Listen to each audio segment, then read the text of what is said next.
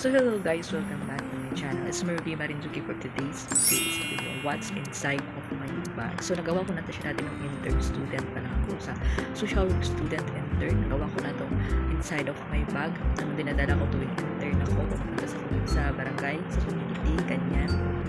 And then nagawa ko na din ang what inside of my bag is yung nagtatrabaho ako bilang cashier. Kung ano yung mga dinadala ko. At ngayon naman ipapakita ko sa inyo ang pasilip ng ito. So, ang pasilip nito is what inside of my bag as a reviewer for first taking social work licensure examination this 2025. So, first time ko. At ano yung mga dinadala ko is ito yung mga pasilip para sasabihin, ganyan pala yung dinadala niya. Kasi first time ko ito. Kasi, ipapakita ko, ipapasilip ko lang yung ano yung mga dinadala ko na gamit sa loob ng aking mahiwagang bag. So, sharing lang naman ito. Siyempre, so, nung last na vlog ko, sinabi ko kasi doon na depende sa pag-handle ko sa pag-vlog kung mag-upload pa ako. Pero this time kasi, gusto kong i-share na lang muna kung ano yung mga dinadala ko sa pag-vlog. Kasi sinabi ko doon is depende sa pag-handle mo kung paano gawin mo yung time management. Like, may nag-study ka pa kasi nag-review. Plus, syempre, personal life mo. Depende yun. Kung study ka pa, syempre, nakadepende yun sa paano, di ba, pag-handle. At ako kasi, ngayon kasi naisipan ko i-vlog para lang mas lilit ang mahiwaga sa loob ng aking bag. Kung ano yung mga dinadala ko, ipapakita ko sa inyo kasi gusto ko i-share sa inyo na katulad ko ang first take at ano yung mga dinadala ko sa loob ng aking mahiwagang bag. I-share ko lang ito para naman sa syempre, makalanaan, diba? Kasi mag-start na ako kasi paulit-ulit na ako sabi na ito na sa pagtatang news mo. So, ngayon lang naisipan ko ito. I-share naman din sa channel ko na ito para sa susunod. Siyempre, ay mapapanood ako na ito pala yung mga dala ko dati. So, pakita ko na sa inyo ang mahiwagang bag. Ito yung bag na dinadala ko. Chararan! Chararan! So, ang bili ko nito is sa Shopee. So, syempre, kapag nagre-review ka, nagbabaon. Mahilig kasi ako magbaon. Kasi para tipidin, kahit na medyo malayo kung saan ako nagre-review, is nagbabaon din ako. So, meron tayong lagayan ng, syempre ito, lagayan ng kutsara. Pero ayan, ipakita ko yan. Syempre, itong baonan, ito yung dinadala ko. Syempre, may laman ito ngayon kasi nilagyan ko. Pero ito yung mga dinadala ko sa nagre-review. Baonan. At, syempre, tumbler. Bumili ko din ito sa Shopee. Ayan, tumbler para syempre hindi na ako bumibili ng mineral water. So dito parang magdadala na lang ako. At syempre papasukin natin ang mahiwagang bag ko. Syempre, kasi gusto ko siyang i-share para naman mapapanood ito sa aking channel. Kung ano yung dinadala ko. Wait lang muna.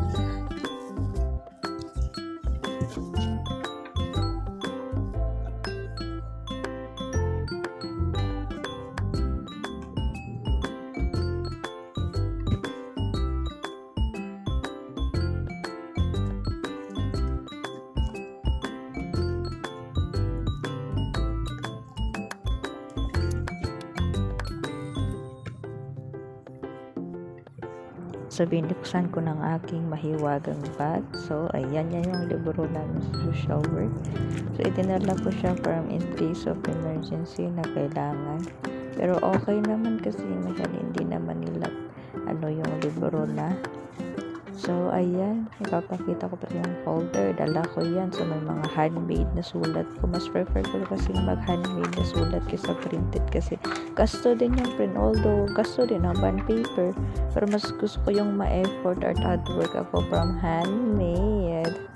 So, ayan, payong. So, umuulan o minute, kailangan talaga naman kaya binili ko yan sa Shopee.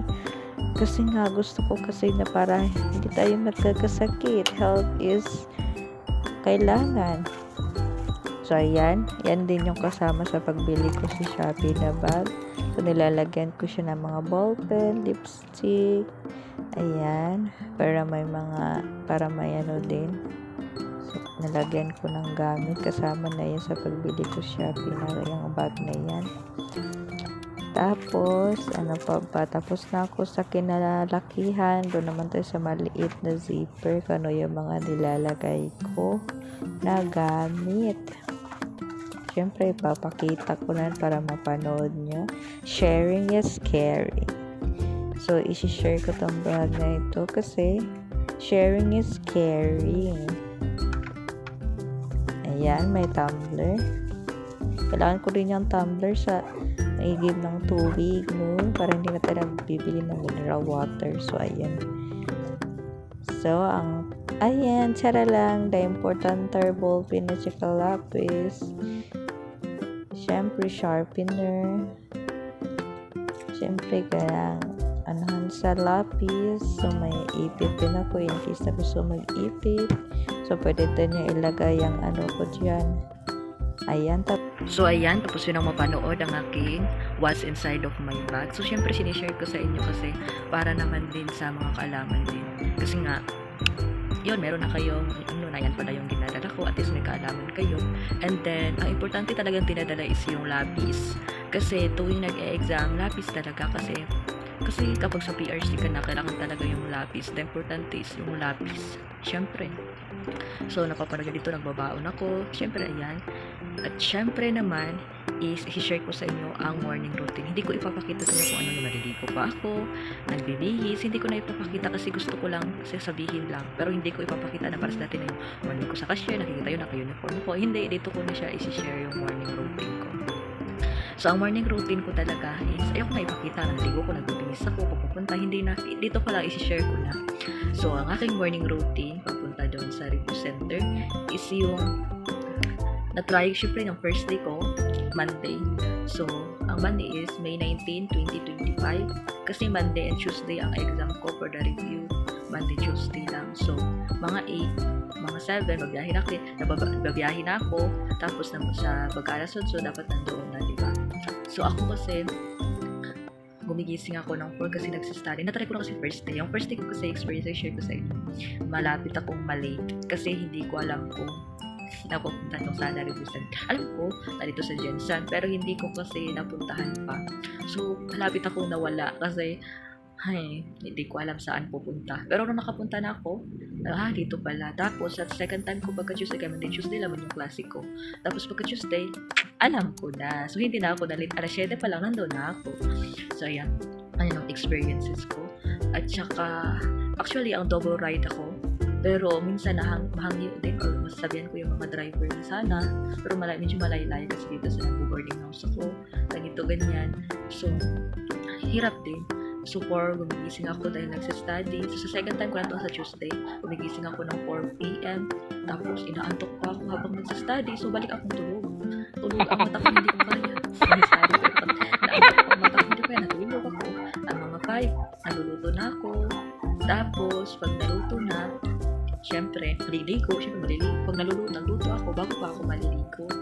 Kasi pwede naman kasi rice cooker yung gamit ko. So, pag man ko magluto, maliligo ako. Tapos kakain muna.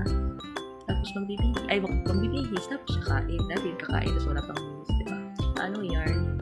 So, ayan, nasabi ko na. And then, mga 7 pa lang, kasi 6 kakain na ako eh. Tapos, malapit na kasi ako 5 a.m. malapit ng 6 maluluto. Tapos, alas 6 maliligo. Tapos, alas 7, bibihis pa man ako ulit para sa pagpunta. Tapos, pag alas 7, bibiyahin na ako. So pag first day ko, malapit talaga ako mawala. Kasi hindi ko naman alam kung saan nalelevel na yung utak ko. Pero kapag nakapunta naman ako, kasi mapapamiliarize ko naman kung saan na magdaanan, ganyan. Kasi first time or second time pa lang kapag napamiliarize ko yung daanan, madali na sa akin makapunta. Hindi kasi ako yung tao na ika-3 beses na, ika-4 na beses, ika-5, ay nalilimutan yung daan. Ako kasi, binapamiliarize ko kasi kung saan ako pumunta. Pagka mapunta ko pa lang second time, third time, dyan na, memorize ko na, hindi ako para sa iba na galing beses na nakalimutan pa yung tanakong. Wow! Tapos, ano pa ba ang hindi ko nasasabi? Parang sharing na naman talaga ito. Kasi, gusto ko din ito i-share. Gusto ko ito i-upload. Kasi para, mapapanood ko dati, di ba? Malay mo, papasa ako, di ba? So, makikita ko yung sarili ko na ganito pala yung preparation ko naman. Lapit akong nawala nung first day ko. Parang first day of school, ganun. Ayun lang. I-share ko lang, parang first day of school, kasi biglang nawala. Hindi mo alam kung saan ka pupunta. So, ayan. syempre may babalik ka kasi experiences mo. So yan yung experiences ko na lang na ipapapanood ko, ipapakita ko kasi yan, para ma-upload ko naman. So ano pa ba ang papunta ko doon? Syempre, matatapos din yung pagre-review pag buang umaga, exam, hapon is yung syempre, magkaklase, mag-mentor, ganyan. Tapos, mga 4 or 5, depende kung kailan matatapos. Nung first day kasi namin natapos kami malapit basta 4 o'clock yun. Yan. 4 o'clock. Tapos, sa Tuesday naman, second time, day 2, is yung, ang aga pa, 3 or 4, ganyan. Depende kasi kung kailan matatapos yun, ang katapusan natin. So, ayun na guys, ay sharing to you. So, hindi ko nakikita sa inyo, nabibinis ako, nagluluto ako. So, share ko na agad yung morning routine ko, paano yung first day ko, first day na, yun. So, para kung sakaling mapapasa ako, mapapanood ko sa sarili ko na talaga yung first day ka. Narato pa this. Pero ayan lang guys, thank you so much for watching this video and support me. So, malapit na po ako mag 6 years as a vlogger. Malapit na kasi ako mag 6 years kasi na June 15, 2019 ako. So, gusto ko kasi celebrating yung mga years na darating sa aking vlog. Kasi mahirap kasi mag-vlog. Kasi content pa lang, alam naman natin sa kanila maraming vlog. Content pa lang, hirapan ka na. Tapos, nawawala ako, bumabalik din ako, na-upload, ganyan. So, at least, upload ko itong morning routine at ko mas sincere vlog. Kasi alam ko naman kasi may mga panahon na hindi ako makakapag-upload.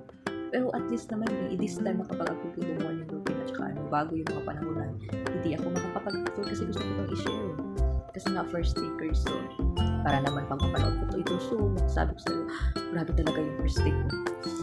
So ayan na nga guys, thank you so much for watching this video. Don't forget to subscribe to my channel and click the notification bell for more videos. Thank you so much for watching. See you sa next video. Bye!